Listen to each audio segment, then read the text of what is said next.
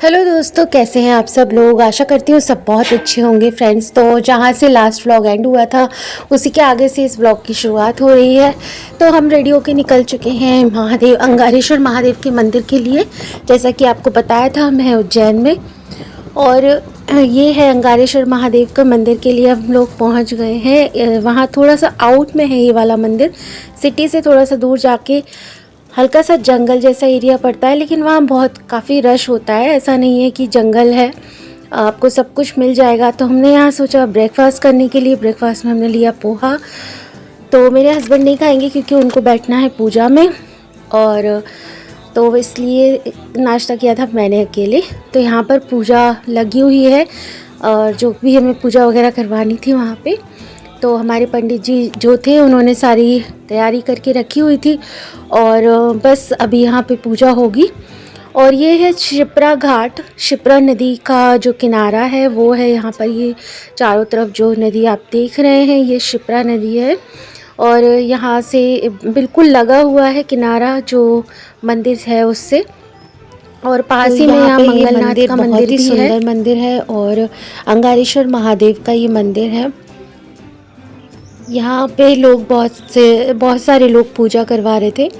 कई तरह की पूजा होती है यहाँ, जैसे कि कालसर्प दोष, अंगारेश्वर दोष, और भी बहुत सारी पूजा यहाँ होती हैं। और ये देखिए, ये डॉगी भी मेरी वीडियो में आ गया है और मंगल की जो पूजा होती है वो मंगलनाथ टेम्पल पे बहुत होती है। तो यहाँ कई सारे पंडित जी लोग हैं जो अपने अपने पूजा वगैरह लगा रहे हैं, जिसको भी जो करवानी है।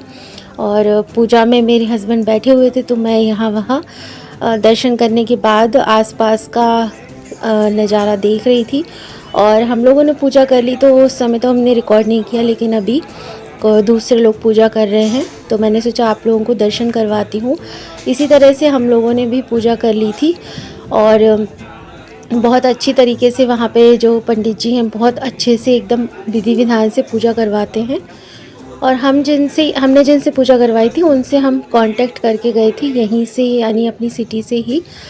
तो ऑनलाइन भी कांटेक्ट हो जाता है। अभी यहाँ पे कुछ प्रवाहित करना था, तो वही लेके जा रहे हैं घाट पर प्रवाहित करने के लिए। ये है मंदिर के बाहर का ओपन एरिया, जो कि बहुत ही शांत और खूबसूरत है। यहाँ एक अलग ही किस्म की शांति है, भोलेनाथ का वास है, बहुत ही यहाँ सुकून था। और क्योंकि ये जगह बिल्कुल एकांत में है तो इसलिए भी और यहाँ एक अलग ही किस्म का सुकून मिलता है। साथ ही यहाँ गौशाला है, जहाँ की मुझे बहुत ही अच्छा लग रहा था। वहाँ प्यारे प्यारे छोटे छोटे गाय के बच्चे थे जो कि बहुत ही क्यूट थे। तो ये देखिए यहाँ गौशाला है। तो अभी हम अंदर की तरफ जाएंगे और मैं आपको यहाँ का नज़ारा पूरा दिखाती हूँ।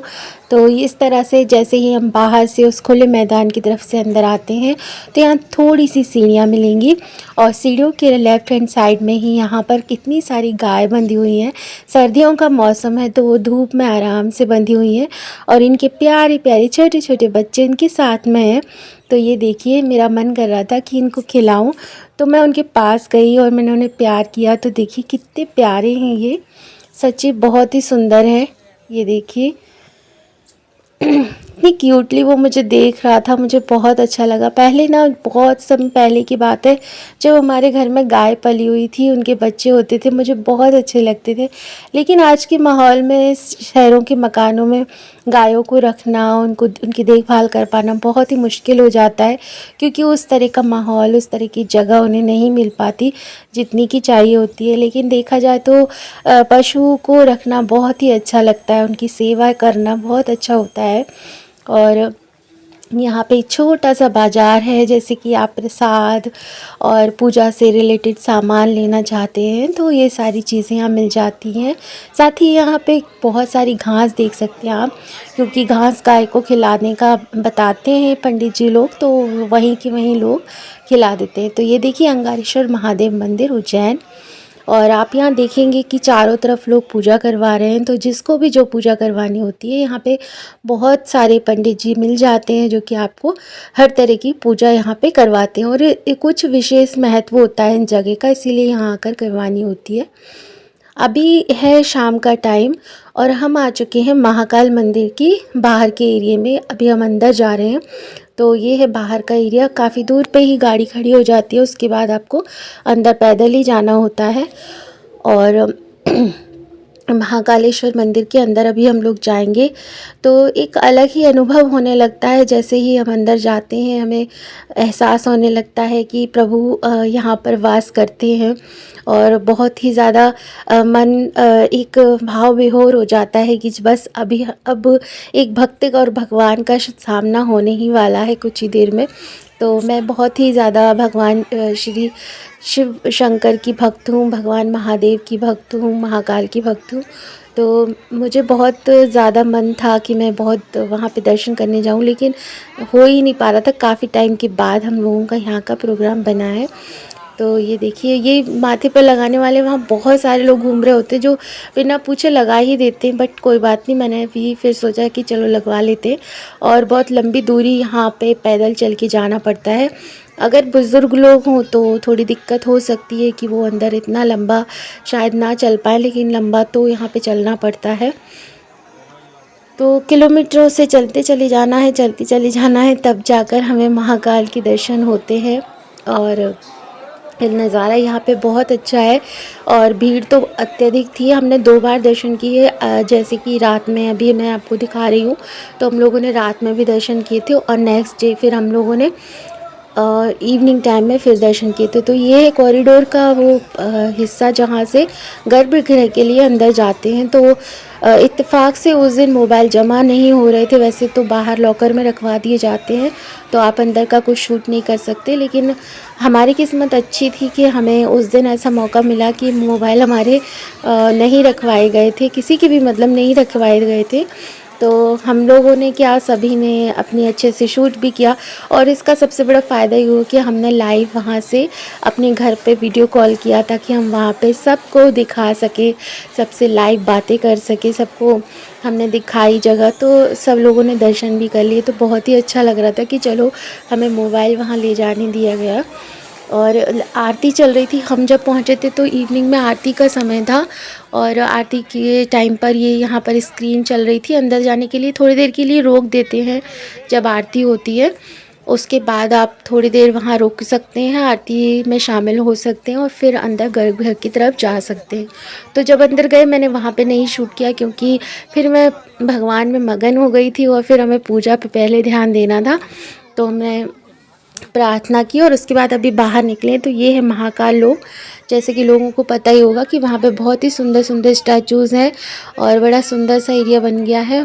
और भीड़ इतनी ज़्यादा थी, आप देख सकते हैं कि निकलने की जगह ही नहीं है। हस्बैंड मेरे हाथ पकड़ के मुझे ले जाते जा रहे हैं। और उस दिन ना बारिश इतनी ज़्यादा हुई थी कि हम लोगों के शूज़ पूरी तरह से भीग चुके थे, और पहन ही नहीं पा रहे थे हम उनको। फिर 2 दिन हम लोगों को स्लीपर में ही निकालने, मतलब मेरे हस्बैंड को तो स्लीपर में ही 2 दिन निकालने पड़े, क्योंकि उनके शूज़ बुरी तरह से गीले हो गए थे। और ठंड का मौसम है, तो इतनी आसानी से होटल में तो सूख भी नहीं पाते। अगर हम घर पे होते तो हम छत पे धूप में रख देते तो शायद वो सूख भी जाते, लेकिन वहाँ पे तो कुछ हो नहीं पा रहा था। और बादल का मौसम भी था, बादल और पानी का, तो बहुत ही ज़्यादा ठंड हो गई थी एकदम से।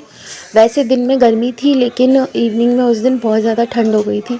और ये महाकाल लोक जो जहाँ पर बहुत सारे स्टैचू हैं, मैं तो ठीक से पिक्चर्स भी क्लिक नहीं कर पाई भीड़ की वजह से, क्योंकि और अभी फोटो में हम लोग अब जा रहे हैं काल भैरव। कल महाकाल पे दर्शन बहुत अच्छे से हो गए थे, और बहुत भीड़ है, बहुत ज़्यादा हर जगह। वीकेंड है, न्यू ईयर का टाइम है, बहुत ज़्यादा भीड़ है। लेकिन दर्शन करने हमारा कल तो बहुत अच्छे से महाकाल के दर्शन हो गए थे। और कल काल भैरव बहुत रश था, लेट हो गए थे हम लोग पूजा के बाद। तो अभी हम सुबह सुबह निकल रहे हैं ताकि अच्छे से दर्शन हो पाए। देखते हैं वहाँ बोल तो रहे हैं ऑटो वाले की भीड़ तो सुबह से ही हो गई है, क्योंकि टाइम ऐसा है ना वैकेशन वाला, तो सब लोग सोचते हैं कि ठंड में मतलब छुट्टियों के लिए कहीं जाएगा। तो अभी चलते हैं, फिलहाल तो हम रुके हैं नाश्ता लेने के लिए, तो पैक करा के रख लेते हैं। भूख तो नहीं है सुबह सुबह, तो लगेगी तो वहाँ खा लेंगे। और मंगलनाथ और काल भैरव चलते हैं अभी, तो देखते हैं और क्या मूड होता है। महाकाल लोग अभी मैंने अच्छे से नहीं देखा, क्योंकि रात में कल इतनी बारिश हुई थी, इतनी बारिश, मतलब बहुत धुआंधार पानी, और पूरे में महाकाल मंदिर के उसमें कैंपस में पानी भर गया था। इतना ऊपर ऊपर तक कपड़े करके हम लोगों को चलना पड़ रहा था, बहुत बुरी हालत हो रही थी। तो फिर हम नहीं करे दर्शन वहाँ, मतलब नहीं घूमा कैंपस में, नहीं घूमा। और रात बहुत थक भी गए थे, कल पूजा में 3-4 घंटे लग गए थे। तो चलो अभी फ़िलहाल तो निकलते काल भैरव के लिए और वहाँ का तो दिखाते आ हैं। चुके हैं हम लोग काल भैरव मंदिर के दर्शन करने के लिए, काल भैरव पे दर्शन करने के लिए। और यहाँ पे थोड़ी अव्यवस्था हो जाती है, क्योंकि बारिश का मौसम हो गया था, बहुत ज़्यादा पानी बरस गया था, जिसकी वजह से कीचड़ हो गई थी। और इतनी ज़्यादा कीचड़ हो गई थी, और वहाँ पर ना पक्का नहीं है, नीचे जो फ्लोर है वो मिट्टी का ही है। जैसे ये रास्ता आप देख रहे हैं, इस पर थोड़े पत्थर हैं, लेकिन जो अंदर की तरफ कॉरिडोर की तरफ है ना, वहाँ पत्थर भी ठीक से नहीं है, वहाँ मिट्टी और गीला है, और ऊपर भी कोई शेड नहीं है। तो ऐसे मौसम में ना बहुत ज़्यादा दिक्कत हो जाती है। लाइन वहाँ बहुत लंबी थी, और भीड़ इतनी ज़्यादा थी कि क्या ही बताऊँ मैं, मतलब 2.5 से 3 घंटे हम लोगों को लगना पड़ा था लाइन में, तब कहीं जाके हमारा नंबर लगा था दर्शन करने का। और दर्शन करे भी तो कुछ सेकंड्स के लिए ही वहाँ पे दर्शन करने दिए, और झट से हम लोगों को मतलब निकाल दिया। निकलते जा रहे थे लोग, निकालते जा रहे थे, क्योंकि भीड़ इतनी ज़्यादा थी कि ज़्यादा देर तक कोई खड़ा ही नहीं रह सकता था। और कीचड़ की वजह से ना नीचे बहुत ठंडा लग रहा था, पैर ठंडे हो रहे थे बहुत ज़्यादा, क्योंकि सॉक्स पहन के तो लाइन में नहीं लग सकते थे कीचड़ और मिट्टी में, तो शूज़ तो बाहर उतार ही देते हैं। तो बहुत ही ज़्यादा मतलब दिक्कत हो रही थी उस टाइम मौसम की वजह से। और वहाँ पे दर्शन करने के बाद हम लोग मंगलनाथ के टेंपल गए थे। तो मंगलनाथ है ये, यहाँ पे भी हम लोगों ने दर्शन किए। और यहाँ है ये पीछे शिप्रा नदी का घाट, जहाँ पे लोग नहाते हैं, पूजा करते हैं। और जैसे मंगल की पूजा वगैरह होती है तो वहाँ पे नहाने के लिए भी बोलते हैं। तो ये कुछ इस तरीके का घाट है, लेकिन गंदगी बहुत ज़्यादा है वहाँ पर। ऐसा नहीं है, मतलब अब इतने सारे लोग आते हैं, पूजा करते हैं, तो उसका वेस्ट वगैरह डालते हैं, जिस वजह से ना गंदगी तो है, इतनी सफाई नहीं है वहाँ। पर हो ही जाती है, ये जो धार्मिक जगह है यहाँ पे लोग मतलब नहाते हैं और कुछ भी डालते रहते हैं ना, तो उस वजह से गंदगी हो जाती है। वहाँ से निकल के फिर से हम लोग एक बार महाकाल दर्शन करने गए थे, तो 2 बार हम लोगों ने दर्शन किए। और हरी सिद्धि माता के मंदिर भी गए थे। तो दिन में मैं यहाँ पे अच्छे से शूट नहीं कर पाई थी, तो मैंने थोड़ा बहुत रात को मैं शूट नहीं कर पाई थी, तो मैंने सोचा दिन में भी थोड़ा बहुत शूट कर लिया जाए। तो आप देख सकते हैं दिन का कुछ नज़ारा इस तरीके का। और भीड़ तो रात में भी बहुत थी और दिन में भी बहुत है। तो ये हरी सिद्धि माता का मंदिर, और यहाँ पर ना एक जोत जल रही है जो कि हज़ारों साल से जल रही है।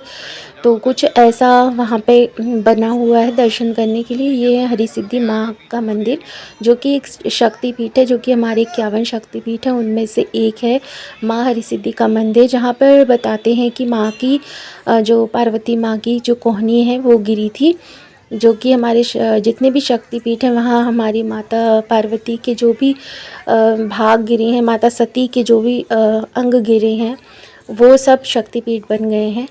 तो उनमें से ही एक ये शक्तिपीठ है। और ये है महाकाल के बाहर जो मार्केट है, वो मार्केट है, मतलब कुछ उस तरीके का, जैसे कि आप पूजा से रिलेटेड या फिर किसी को देने के लिए आप कुछ छोटी मोटी चीज़ें लेना चाहते हैं, उस तरीके का यहाँ पे मार्केट है। और साथ ही यहाँ रेस्टोरेंट्स भी हैं सारे, तो खाने पीने के लिए भी आपको भटकने की ज़रूरत नहीं है। यहाँ पे सब कुछ मिल जाता है बाहर ही, खाने पीने का या सामान वगैरह, आपको जो भी कुछ ख़रीदना हो। तो मैंने भी यहाँ से छोटी मोटी चीज़ें ली थी, जैसे कि सिंदूर, बिंदी वगैरह, कुछ छोटे मोटे पूजा का सामान, जो मैं सबको देने के लिए लेके आई थी। तो ऐसा कुछ नज़ारा है बहुत ही जल्दी और बहुत ही प्यारा हमारा ये समय बीत गया। 2 दिन का हमारा बहुत ही अच्छा बीता और 2 बार हमें महाकाल के दर्शन हुए और मैं बहुत ज़्यादा खुश हूँ। मुझे बाबा ने इतने अच्छे दर्शन दिए। तो बस इस वीडियो को मैं यहीं पर एंड करूँगी और मैं उम्मीद करती हूँ कि आप लोगों को ये वीडियो अच्छा लगेगा। तो अगर थोड़ा भी अच्छा लगे तो एक लाइक करिएगा, चैनल पे पहली बार आए हैं तो सब्सक्राइब करिएगा और वीडियो को शेयर करिएगा। तो बस हम लोग डिनर करने गए थे और डिनर के बाद हमारी रात में ही ट्रेन थी, तो वापस हम घर आ गए थे। तो बस यही था मेरा उज्जैन का वीडियो और बहुत जल्द एक और नई वीडियो के साथ मिलेंगे। तब तक के लिए नमस्कार, बाय बाय।